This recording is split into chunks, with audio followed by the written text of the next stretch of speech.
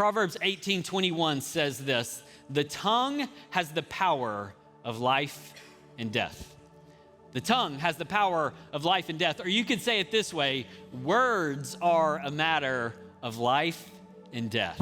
We often don't think of them that way, but words have the power, words have the ability, words are a resource that can either bring life into situations or even invite death and destruction and diminishment into particular. There's a phrase that's kind of entered into our language recently. It's just saying, right? Just saying. You can kind of drop whatever you want to into a conversation, and then you back up like, I'm just saying, right? Like, it's just words. It doesn't really matter. Like, take it or leave it, but you actually are doing more than just saying, right? Like just saying, I would describe it this way. It's become like this verbal hall pass that allows us to say whatever we want, however we want, to whomever we want, and then walk away or swipe away feeling guilt-free because of free speech and all, right? Words are the primary way that we can release blessing into someone's life.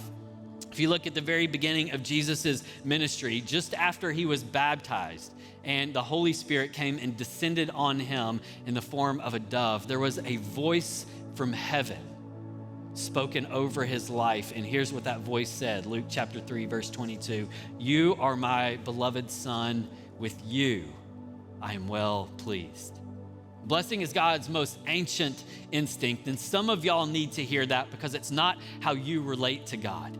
You relate to God as critical, as harsh, with really high standards that are really hard to accomplish and live up to. But you need to know God's most ancient instinct, his first movement and his first words over mankind were words of blessing, and his first words over his son, before his son, who is the first fruits of our relationship with God, the first words is, you're my beloved, in you I am well pleased. Blessing is God's native language, but unfortunately, it is not ours. What we do when we are deeply insecure and judgmental towards the world around us is we squash the life of others in order to preserve our place in the world. We squash the life of others in order to preserve our place in the world. Now, it's okay that the rest of the world lives like this. It's not great.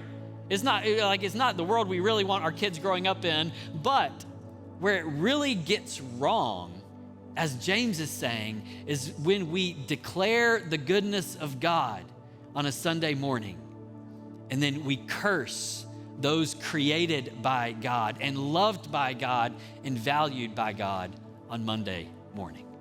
It can't go on because it brings death and destruction into our world. God has given us as image bearers, as people who are intended to live like God lives. Remember, he spoke the world into existence. He's given us that same ability to then speak things into existence in the lives of other people. We can speak curses that diminish other people and cause them to stay where they're at or die, or we can actually speak blessings that meet people where they are, and instead of recognizing the reality of the moment, we speak the destiny and potential of what could be, because they are made in the image of God, and inside of every human being ever born is greatness if it can just be uncovered. As followers of Jesus, our default setting should be to bless. There should be far more blessing coming out of your life than judgment, condemnation, criticism, or critique. We, as followers of Jesus, take on the language of God and we become his mouthpiece into our relationships. And you get to decide how you're gonna use your words. You get to decide whether you're gonna bring life or you're going to bring death. One of the things I'd encourage you to do as you consider this on a practical level is speak into potential, not reality. Some of you are like, but I'm just trying to be honest, right? People need to hear where they are really at so they have a real clear understanding where they're really at. What I'm not saying is ignore everything that's happening in the world and just act like everything's just going to be okay. What I am saying is this: we're speaking not into reality, we're speaking into potential.